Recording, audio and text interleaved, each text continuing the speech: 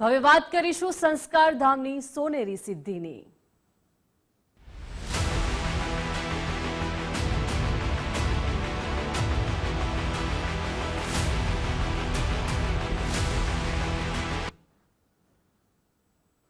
અમદાવાદથી એક ગૌરવસભર સમાચાર સામે આવ્યા છે, જ્યાં સંસ્કારધામ વિદ્યાલયના વિદ્યાર્થીઓએ વર્ગખંડની સીમાઓ પાર કરી અંતરિક્ષ સુધી ઝંપલાવ્યું છે। અમદાવાદ સ્થિત સંસ્કારધામ વિદ્યાલયના ધોરણ 7 થી 12 સુધીના માત્ર 15 વિદ્યાર્થીઓએ પોતે જ ડિઝાઇન કરી અને પરીક્ષણ કરેલો વિદ્યાર્થી ઉપગ્રહ સંસ્કાર સેટ 1 હવે ઇસરો દ્વારા આવતીકાલે અંતરિક્ષમાં લોન્ચ થવા જઈ રહ્યો છે।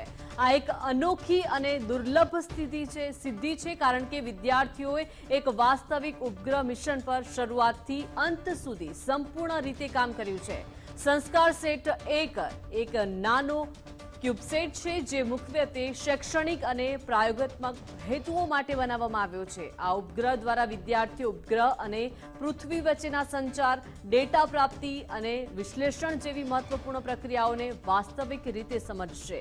એટલું જ નહીં, વિદ્યાર્થીઓએ કૃષિ અને હવામાન નિરીક્ષણ માટે કેમ્પસમાં એક સ્વયં સંચાલિત હવામાન મથક પણ સ્થાપિત કરી તેનું સંચાલન કર્યું છે, જેના દ્વારા રિયલ ટાઈમ ડેટા એકત્ર કરવામાં આવ્યો। Design, fabrication, mission planning, assembly, integration, testing અને ક્વોલિટી અશ્યોરન્સ જેવી વિવિધ ટીમોમાં વિભાજિત થઈ વિદ્યાર્થીઓએ જે રીતે કામ કર્યું છે તે નવી પેઢી માટે પ્રેરણારૂપ છે અને ભારતના ભવિષ્યના અંતરિક્ષ વિજ્ઞાન માટે આશાનું પ્રતીક બની રહ્યું છે।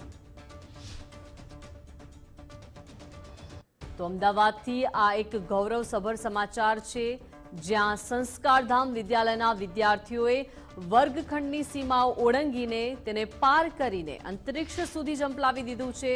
અમદાવાદ સ્થિત સંસ્કારધામ વિદ્યાલયના ધોરણ 7 થી 12 સુધીના માત્ર 15 વિદ્યાર્થીઓએ પોતે જ ડિઝાઇન કરી અને પરીક્ષણ કરેલો ઉપગ્રહ વિદ્યાર્થીઓ દ્વારા સંસ્કાર સેટ 1 હવે ઇસરો દ્વારા આવતીકાલે અંતરિક્ષમાં લોન્ચ થવા જઈ રહ્યો છે। આ એક અનોખી અને દુર્લભ સિદ્ધિ છે, કારણ કે વિદ્યાર્થીઓ એક વાસ્તવિક ઉપગ્રહ મિશન પર શરૂઆતથી લઈને અંત સુધી સંપૂર્ણ રીતે કામ કર્યું છે। સંસ્કાર સેટ 1 એક નાનો ક્યુબસેટ છે, જે મુખ્યત્વે શૈક્ષણિક અને પ્રયોગાત્મક હેતુઓ માટે બનાવવામાં આવ્યો છે।